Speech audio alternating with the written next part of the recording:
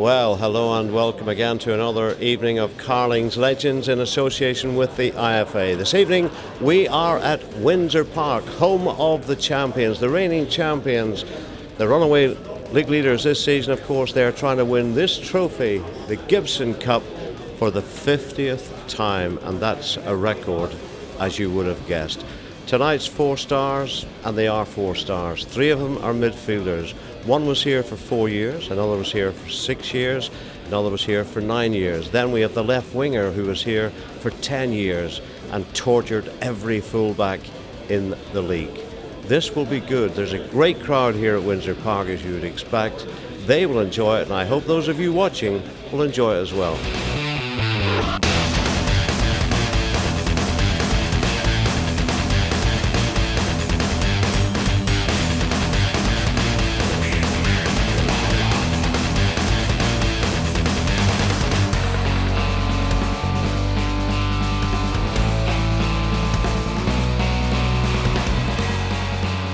Billy, you come in last, so you're the star of the show. What are you doing these days, football-wise, if anything? I'm just playing a five-a-side, 2 or 3 days a week, up at civil service. Peter, you Yes, were ill a couple of years ago. I was indeed, yes. I was at death's door last year, so it was. And are you still alive? I think so, yes. I was this morning anyway, yeah. What happened? Where'd you go? I was away in Vietnam and Cambodia, and I came back. I took a deep vein thrombosis in the plane. So warning for long-haul flight, man. Tony, you're involved, aren't you, in coaching and so on? Yeah, I'm coaching at Van Harps in it's now the Air Trustee League First Division. And still playing a wee bit with Letterkenny Rovers in the Ulster Senior League. What standards are the Ulster Senior? It's probably maybe on a par with the Irish League First Division. The teams would play in the League Cup and that, so last year we played League Cup against Mayorview from the First Division and beat them, so it's a fairly decent standard. Yeah. Do you find when you're playing at that level that you're a marked man? Oh, there's Gorman, big time Billy Alf.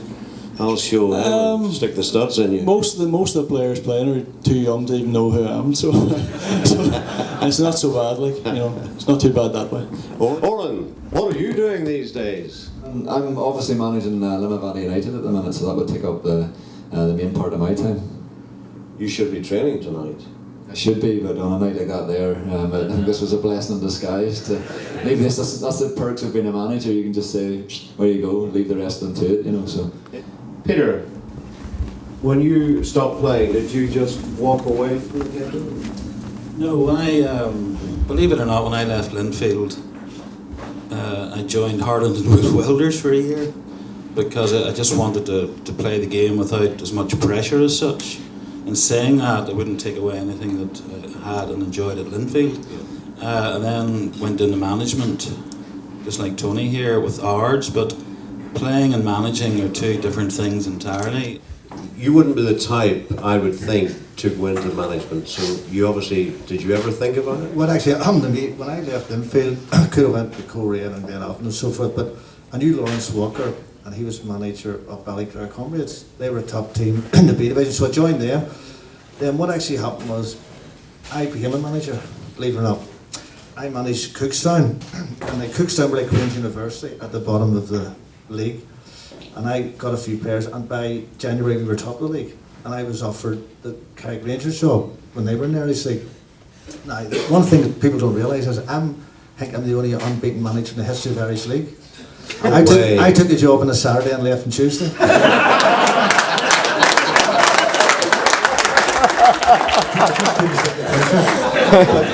And the thing is, I sent 2 people. The pressures of playing for Linfield. First of all, who brought you to Linfield? Obviously David Jeffrey. Yeah, it was David that brought me to Linfield. Before that, I was playing for Ballymena, and there had been a bit of interest prior to that, but my father-in-law, Kenny Shields, was the manager of Ballymena at that time. That would sort of hold you. And but when the interest obviously comes from a club like Linfield, As my only regret probably at that time, or not a regret, you're always wondering for that year after, God, will he come back again, or will they offer me here in a year's time? Because I assured David at that time when I spoke to him that, you know, I'm only doing this because it's family, because it's everything else, but please don't think that I'm not an ambitious person, and please don't think that I wouldn't like to play up here, because I would. And thankfully a year later he did come back, and it was great timing, because my first season here was obviously the clean sweep season, which was a very historic one, and one that I must say I'm immensely proud to be a part of. You know, probably looking back now, as I was saying there, to get out the door here tonight and get up here, I've two beautiful twins now who are 6 months old today. And you know, if I looked to the last couple of years and said that if the injuries hadn't happened and I'd still been up here, I'd have probably been in a position now as a family man living 60 miles away, where I had to make it a serious decision, because you know, you don't want to miss out. And I love being around the house. Limavadi's just out the door and everything else. And I think you can say things do happen for a reason, and at the time I was gutted and devastated and everything else, but as I look back to it now and the way that my life has gone and the path that it has taken, you know, I'm more than happy with well, the 3 or 4 years that I had here and everything that came from it. And you know, if you'd offered me 10 years here, or 10 years at another club, or still be playing with football, say at any of the other clubs around the Irish League or whatever else, or you offered me the 4 years I had at Linfield, I'd have bit your arm off, but I took the 4 years at Linfield and finished at that. So, yeah.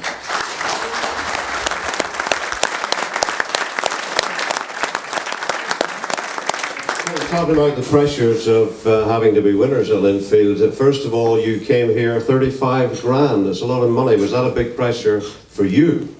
Not really, because at the time Trevor Anderson was manager, and Trevor had shown over the number of years before that he wasn't afraid to spend money, and I mean, he'd spent more money on other players, Paul McGee, Paul Miller, who spent a lot of money on, and Richie Barker came about the same time. So I never really felt it was an added pressure, because at the time in the Irish League, clubs were spending money. Like, there was players being sold for 20,000-25,000, and it was quite common. So I didn't feel an added pressure at all. Yeah, Peter, you came from Queen's, isn't that right? B division. Well, no, I played for Queen's when I was there studying law my last year, and then I joined Shorts, and then one day I was playing for Shorts. Jerry signed me for Linfield. I only stayed at Linfield for 6 weeks because I was transferred to Sheffield United. You stayed there a long time. I was there for 3 weeks. At least I did better than Billy at Carrick. No sooner had I joined Linfield and was transferred for the princely sum of £30,000, which in those days wasn't bad. I think Linfield were very generous to me. They gave me £200. There you go. That was supposed to be a joke. But I had signed a 2-year contract with Sheffield United. I went straight into the first team with 3 first team games, but I came back, I couldn't settle. What was it you didn't like about it? Well, I'd always wanted to be a full-time professional player, but once I got there, I always had a bit of an independent mind, and being told what to do and where to go all the time. And it was at Christmas time as well. I wanted to come home from Christmas, and I went in to see the manager, Jimmy Cyril. I'm sure you can remember him. Yeah, wee Jimmy Cyril. And wee Jimmy told me where to go, I think, very quickly. And then just after Christmas, I just disappeared. I got on a plane and came home. And Linfield, I think, had put the £30,000 somewhat recklessly into improving the floodlight system. So they had to pay Sheffield United back in light bulbs. That was always my... and Billy and the boys called me Light Bulb Peep for a while, but unfortunately it didn't work out, and unfortunately it didn't work out for Linfield. And then I sort of settled down then, and then I was transferred again when I was 28 to Swindon Town for the same sum of money, but I think the Blues put the money in a deposit account this time, and I came back again. I just couldn't hack it, and then finished my days at Linfield, and you know, I had a great time at Linfield, and we played in a great team at Linfield. How good was David Jeffrey as a manager? He's got a fantastic ability to get players to play for him. The teams that I played on up here, you know, he was very much part of the team, part of the dressing room. He knew where to draw the line. If you stepped out of the line, obviously you we were severely reprimanded and told in no uncertain terms that you're a representative of Linfield Football Club, and he instilled a great team spirit, great team ethic. It was nearly a siege mentality at times. It was really us and them, and it was great to be part of the us, if you like. Yeah. But he just had a great ability to get people to play for him and play 100% for him at all times, and you can see it today, even in the teams that he's got now, that that same team ethic still exists. What's your memory of David as the boss, and have you moulded yourself in any way, Mr. DJ? Well, I was just chatting to him tonight there actually before I came in, and he says there's one part of me I'm not moulding just the way I would like, and that's the belly. But I said I've actually lost weight since I finished playing, and he said I should go the other direction. So no, but as Tony says there, from a playing point of view, I think he's a great manager in that you know exactly what you're going to get, and I think it's just ultra consistency, and I just remember from my time playing under him that it would have been if things just weren't entirely good, you'd have been given maybe the quiet warning before a game. Last week wasn't good. It would need to improve today. Or the famous term was always that you'll hand that shirt back. I don't think David would never said he would have dropped anybody. It was a case that you would have handed him your shirt back. So and when you got that wee warning out as a player, then you would buck your ideas up and make sure you go out that day and have a better performance. And this one's to Orrin Kearney and Tony Gorman. Given the bad publicity the club supporters have been given over the years, did you have any doubts about coming to the club? Not at all. To me, football's all about football, and from my point of view, as a player, the key thing was to join a club where I felt I could improve myself as a player and hopefully win things. When I got the opportunity to come to Linfield, I didn't have to think twice about it. Obviously there was things I had to think about, but once I got here and got the first game under my belt, the reception that I got when I came here, and the way that I was treated over the 6 years I was here, the way that my whole family was treated when they came here. I mean, there wasn't a game. I don't think my father probably missed a game here in the whole 6 years I was here. Cousins, friends from Letterkenny, they were treated with nothing but respect and humility by the people here, and many times I've tried to thank the people here for the way that they treated family members and that. But does modern coaching discourage old-fashioned wing play? My attitude about football is very simple. I'm old-fashioned. When I was a boy, I played football from 9 in the morning to 10 at night. And all the pitches were full of players. Every street where I lived had 3 or 4 top quality players. Kids nowadays have more money, and I think the standard has dropped dramatically. You watch the football pitch, you never see anybody playing. So they'll never have the ability people had years ago. How did you feel when you were asked to play for Linfield? I was a member of Belmont Linfield Supporters Club since I was about 10. People like Ivan Little and so forth, Jackie Graham. We used to go to every match. All my heroes, Phil Scott, etc. So to get the chance for playing for Linfield for me was like a boyhood dream. Excuse me.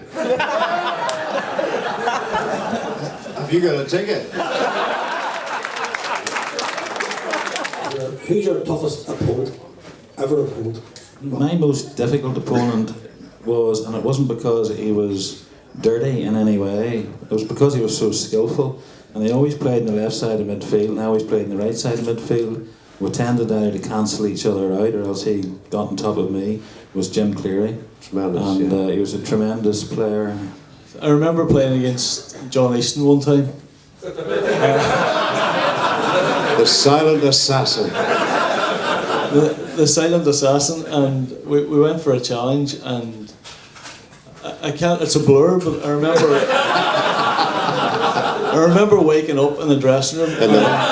How are you going to say the hospital? My shirt was tore from there to there. Probably the one that would come to mind was more probably when I played at Ballymena before before I came to Linfield, and I would have played in the centre midfield then, and I always remember probably Michael Galt. I would always have matched up against him, and probably at that stage I would have always been a box-to-box midfielder, and I would have probably took pride that you would have hoped not many could have lived with you. But I always remember even in the Ballymena games against Linfield that Galty was probably one of those guys who could live with you and do a wee bit more with those big long legs. Thanks very much for the welcome once again. It's always great to come back, no matter how long you've been away. We're always made welcome here. We're always treated like kings in the past, and we're treated like old kings now whenever we return. And I still see all the old faces about, and Stanley there from Ballyclare, still supporting the Blues, and it's lovely to come back and see everybody again. And I think everybody as well. Jackie's really, really funny. I didn't realise Jackie was so funny. But They laughed at me when I played as well. Maybe you could show your appreciation for Jackie hosting the show tonight.